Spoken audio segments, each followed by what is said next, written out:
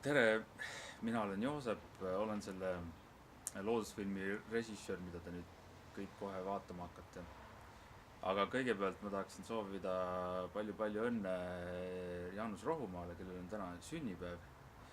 Ja Jaanus, ma tahan öelda, et on olnud väga inspireeriv see, kuidas sa oled Eesti Vabariik 100 projekti juhtinud ja kõiki inimesi innustanud mõtlema Eestile ja Eesti eest. On muidugi väga liigutav, et loodusfilm on üldse jõudnud kinno ja ka see, et te täna kõik koos seda olete otsustanud vaadata.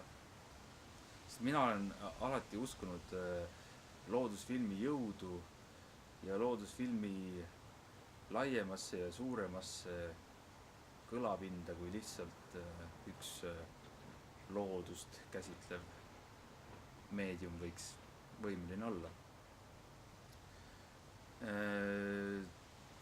Maailmas on hetkel väga laialt levinud trend see, et iga vähegi suurem riik teeb oma maast loodusfilmi.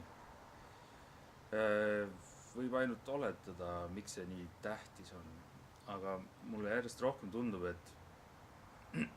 et läbi looduse defineeritakse oma riiki ja iseennast.